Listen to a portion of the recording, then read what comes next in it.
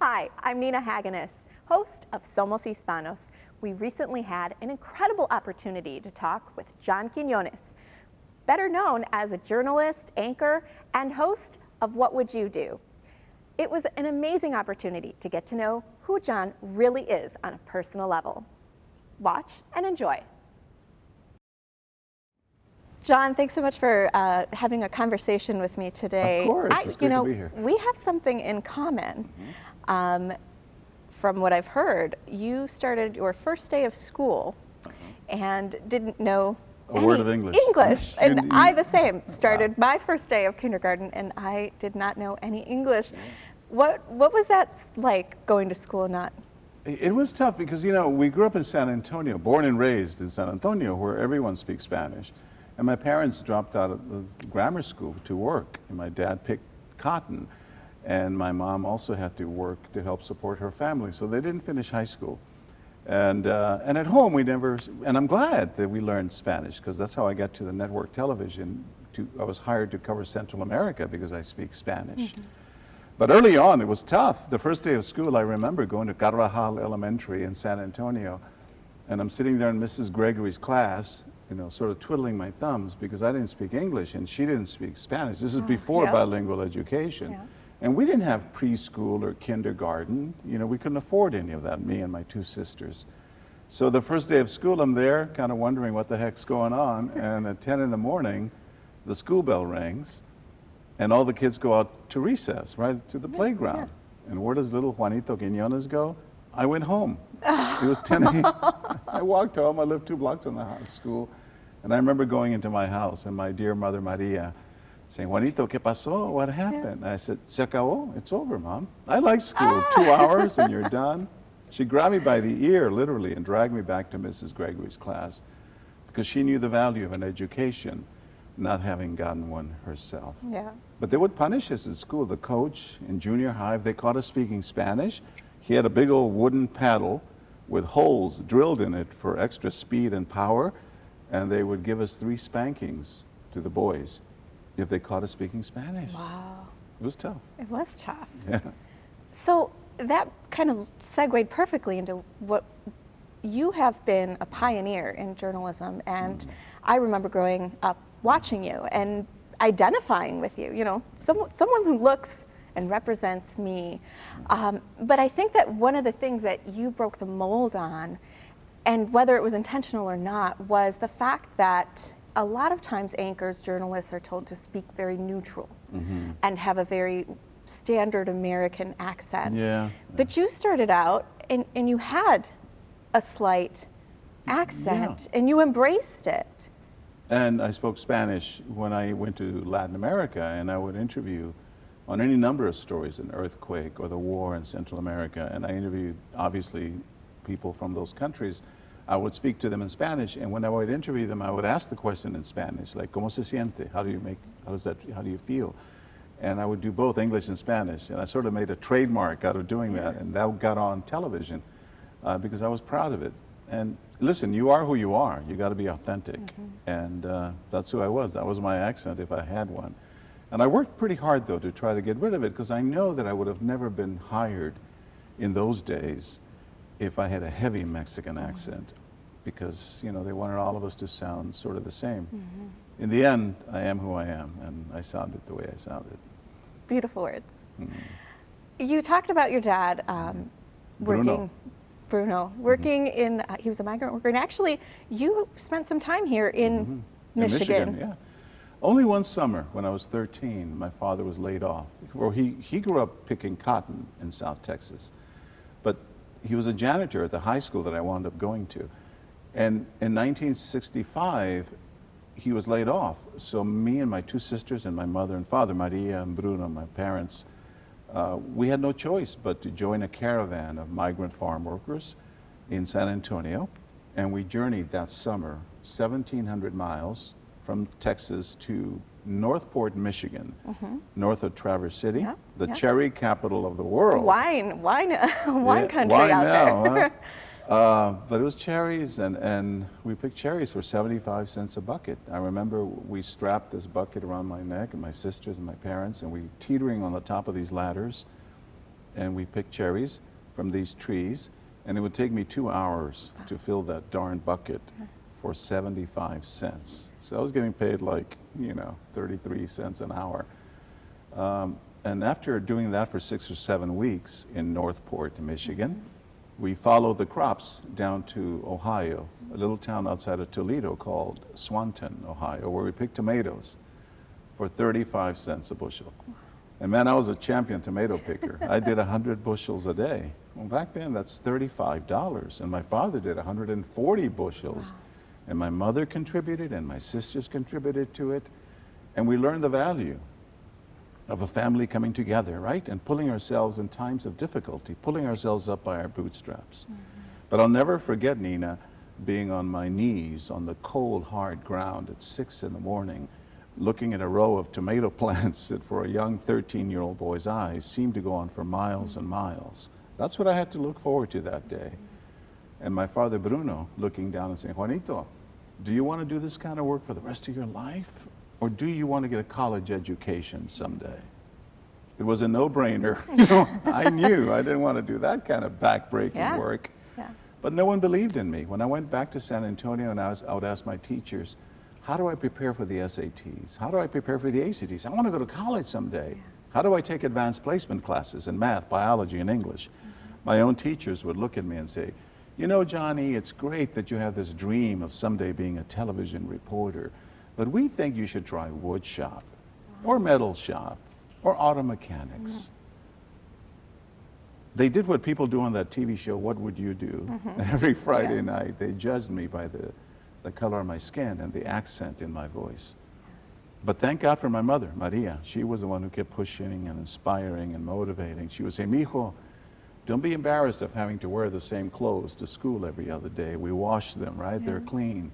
She would say, Mijo, don't be so embarrassed about having to take bean and tortilla tacos for lunch when all the other kids are taking their fancy bologna and white bread. That doesn't matter, she would say. What matters is what's in here, in your cabeza, in your brain, and what's in here, more importantly, in your corazón, in your heart. And she was the one that kept me going. That certainly helped shape who you are today. Of course. My mother was amazing. I wanted to talk a little bit about, you're on TV, and growing up, I said I watched you on TV, and I can identify, seeing someone brown on TV, and I can say, that guy, represents who I am. And I think that we're starting to see a little bit more of that diversification on TV. We see more people of color. What do you think there's still work to be done there? Because though we're seeing more people of color in commercials and, acting, the representation, the depiction of people of color is still the maid, the gardener, the worker, sometimes the criminal. What do we need to do to not just get the diversity on TV, but depict them in roles that are beyond just the workers? We need to get people in management, the decision makers, the producers, the senior producers, the executive producers, the presidents of network television divisions in power, who also reflect the changing face of America. So we need more people of color and more women at the network level. Certainly when it comes to TV news, we need producers who will then assign us to do certain stories, because we go out and do the stories that we're told to do. So I think that's where we have to now break through the glass ceiling, that it's okay to have window dressing, to have some of us who look, diverse student, core of reporters, but we also need people in power to make who are of color. At ABC, we have now the first African-American woman to lead a news division. Her name is Kim Godwin, and she has made tremendous advances and changes. And now, not only do we have people of color on camera, but we have also people of color in positions of power at Good Morning America, at Nightline, at World News Tonight in 2020. And that makes all the difference. That's how you change it. You want to change the people who are making the decisions to assign us whatever roles we're being given. That's very, very true. Yeah. And it's happening slowly. Slowly. So everyone probably knows you from What Would You Do? That show. I know, I've watched it, I'm sure. And I've heard, schools use it as a Yeah, teaching tool it's amazing. of core values that We haven't filmed anything in 3 years because of COVID, but it's still incredibly it's popular. still valuable. Episodes that, are long from first seasons. And you've been doing it for so long, and you've seen the good, the bad, the ugly. Yeah. How does that impact your perspective? I mean, is there still hope for Yeah. a kinder world, a more compassionate? Absolutely. People? I am, first of all, I'm a glass half full kind of guy. But in every one of our what would you do scenarios, you see someone step in and do the right thing. It may take a long time, all day, before we get the hero, but there's a hero in every scenario, every show that we do. So that gives me hope. I think we all want to do the right thing in this country and around the world, but we're afraid. Sometimes there's a price that comes with getting involved, right? How many times have we heard that the Good Samaritan himself or herself was attacked for stepping in? It can be dangerous. So I don't think we never encourage anyone on the show that all of us should become physically involved. But we all have cell phones now, right? We can all call 911 or talk to the manager of a restaurant where something bad is happening and quietly sound the alarm. So I think I'm very encouraged by the goodness in people. You're a fly on the wall, and in every show, our faith is restored in America because there's someone who steps in, and sometimes it's the person you would least expect to do the right thing.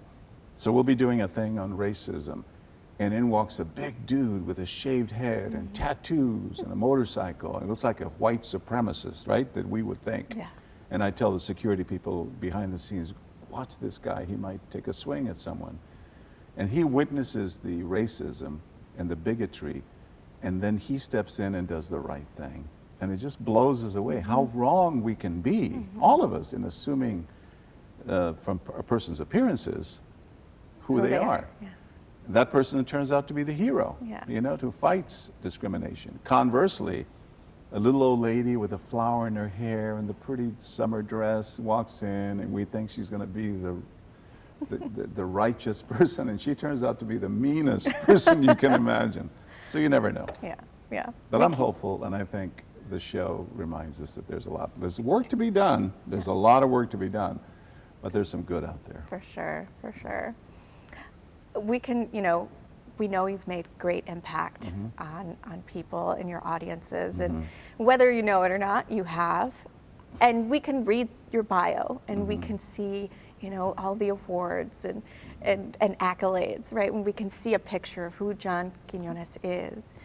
But if we put that aside and we don't look at what's on paper, what do you want people to know about you?